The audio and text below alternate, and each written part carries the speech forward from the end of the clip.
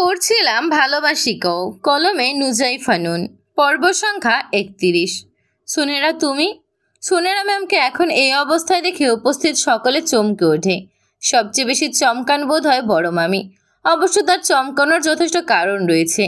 যেই মেয়েটার কনের সাজে থাকার কথা, সেই মেয়েটাই সাধারণ পোশাকে বিয়ের আগ মুহূর্তে হবু শ্বশুরবাড়িতে উপস্থিত হয়েছে। এটা শুধু চমকানো নয়, চিন্তারও বটে। পরাগ ভাইকে যথেষ্ট চিন্তিত মনে হচ্ছে। তিনি ধীর পায়ে ম্যামের দিকে এগিয়ে আসেন। শঙ্কিত গলায় বলেন, তুমি কি মজা করছো আমার সাথে? মজা কেন করব পরাগ? তুমি এই সময় আমাদের বাড়িতে, আবার বলছো বিয়েটা হবে না। এসবের মানে কি সোনেরা?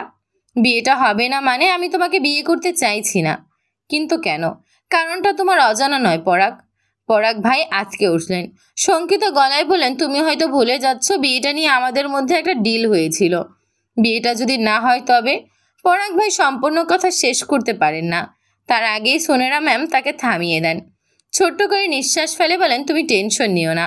আমাদের বিয়েটা না হলেও ওদের বিয়েটা হবে। বিয়েটা হবে না শুনে বড় মামার মুখ খুশিতে চকচক করছে। কিন্তু বড় মামির মুখে আধার নেমে এসেছে। তিনি বিরস মুখে বললেন, এসব তুমি কি বলছো সোনেরা? বিয়ে নিয়ে ডিল? ওদের বিয়ে হবে এসবের মানে কি? বলবো আন্টি, আপনাদের সবটা জানার অধিকার আছে। পরাগ আমাকে ভালোবাসে বিয়েটা করতে চাইনি, চেয়েছে বাকিটা বলার আগেই পরাগ ভাই কাতর গলায় বললেন, সোনেরা তুমি এটা করতে পারো না। প্লিজ একটু বোঝার চেষ্টা করো। তোমার কি মনে হয় না তুমি তোমার বাবা মা এমনকি পাপড়িকেও ঠকাচ্ছ? আমি বোবার মতো এক কোণে দাঁড়িয়েছিলাম। ম্যামের মুখে পাপড়ি নামটা শুনে কিঞ্চিত চমকে উঠি, তবে কিছু বলি না। মুখে কুলো পেটে দাঁড়িয়ে থাকি, যেন আমি কিছুই জানি না। বোমা মেরে উড়িয়ে দিলেও আমার মুখ থেকে কোনো কথা বের হবে না। সোনেরা ম্যাম আবারও বলেন, সত্য কখনো চাপা থাকে না পরাগ। একদিন না একদিন আসল সত্যটা সকলের সামনে প্রকাশ পায়। আমাদের দুজনের উচিত ছিল সবার সামনে সত্যিটা তুলে ধরার। দুটো পরিবারকে ঠকানো উচিত হয়নি আমাদের। পরাগ ভাই বার কয়েক শ্বাস টেনে বললেন, আমার মনে হয় কথাগুলো এখানে আলোচনা করাটা ঠিক হচ্ছে না। আমরা ভেতরে গিয়ে ঠান্ডা মাথায় এই ব্যাপারে আলোচনা করতে পারি। ঠিক আছে, চলো। ড্রয়িং রুমে পিনপতন নীরবতা কাজ করছে। সকলের মধ্যে অস্থিরতা কাজ করছে। সবচেয়ে বেশি অস্থির হয়ে পড়েছেন পুষ্পা আপু। তিনি অঝরে ঘামছেন। অনবরত হাত পা কাঁপছে তার। যদিও আমি আগে থেকে একটু আধটু আঁচ করতে পেরেছি যে পরাগ ভাইয়ের বিয়ের সাথে পুষ্পা আপুর কোনো যোগসূত্র আছে, কিন্তু সঠিক কারণ জানা নেই আমার। হয়তো সুনেরা ম্যাম সেই কারণটা জানেন, সকলের সামনে বলবেনও। পুষ্পা আপু হয়তো সেই ভয়টাই পাচ্ছেন। আপুর চুপসে যাওয়া মুখখানি দেখে বড্ড খারাপ লাগছে আমার। আমার উদ্দেশ্য ছিল পরাগ ভাইয়ের বিয়েটা ভেঙে দেওয়া, পুষ্পা আপুকে আঘাত দেওয়া নয়। আপুকে ছটফট করতে দেখে পরাগ ভাই এগিয়ে আসেন। আপুকে বুকে জড়িয়ে মাথায় পরপর কয়েকটা চুমু খান। কোমল স্বরে বলেন, বোকামে ভয় পাচ্ছিস কেন? তোর কিছু হবে না, আমি আছি তো পাগলি। আমি থাকতে তোর কিচ্ছু হবে না। আমি তোর সাথে কখনোই খারাপ হতে দেব না।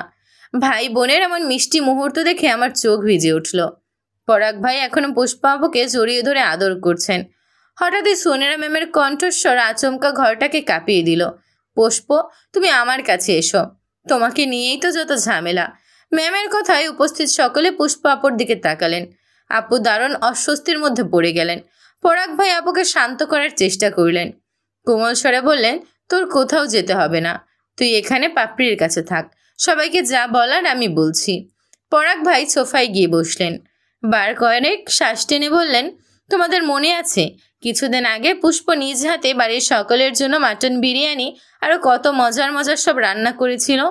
সবাই কত মজা করেছিলাম সেদিন। হই হুল্লোড়, নাচ গান সব মিলিয়ে মনে হচ্ছিল এই পৃথিবীতে যদি কোনো সুখী পরিবার থেকে থাকে তাহলে সেই হাসি খুশি পরিবারটাই হলো আমাদের পরিবার। পুষ্প সেদিন অনেক খুশি ছিল, আর আমাদেরকেও খুশি রেখেছিল। কিন্তু সেই হাসি খুশি থাকার পেছনে গল্পটা ছিল অনেক ভয়ঙ্কর। রাত তখন 2টোর কাছাকাছি। সবাই গভীর ঘুমে আচ্ছন্ন হয়ে পড়েছে। আমার কিছু খাতা দেওয়ার ছিল বলে ঘুমোতে লেট হচ্ছিল। কাজ শেষ করে ঘুমোতে যাব, হঠাৎই মনে হলো পুষ্পকে একবার দেখে আসি। কেন জানি পুষ্পকে দেখার জন্য মনটা ছটফট করছিল। মনে হচ্ছিল যেন কত যুগ বোনের দেখা পাইনি। আমি হন্তদন্ত হয়ে ছুটে আসি। পুষ্পের দরজায় কড়া নেড়ি। একবার নয়, বহুবার, কিন্তু পুষ্প দরজা খোলে না। তখন আমার সন্দেহ হয়, পাশাপাশি ভয়ও হয়। কারণ পুষ্পের ঘুম খুবই পাতলা। একটা পাতা পড়ার শব্দেও পুষ্পের ঘুম ভেঙে যায়। সেখানে আমি পুষ্পকে কল করছি, দরজা ধাক্কা দিচ্ছি, তবুও পুষ্পের সারা শব্দ নেই। আমার সন্দেহ গাঢ় হয়।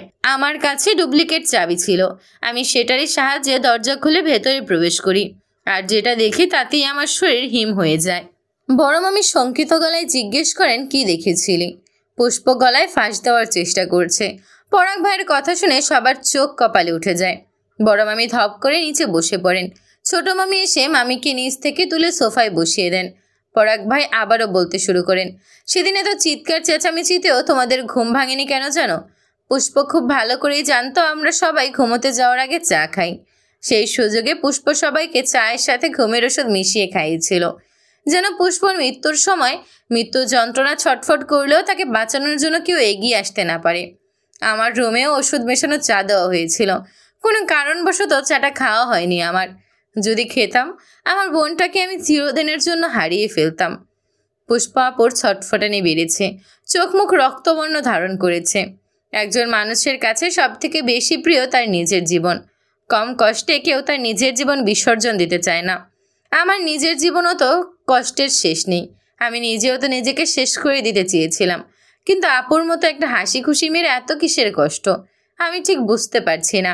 আমি আপুকে জড়িয়ে ধরি, মাথায় হাত বুলিয়ে শান্ত করার চেষ্টা করি, কিন্তু আপু শান্ত হন না, ক্রমশ আরও অস্থির হয়ে ওঠেন।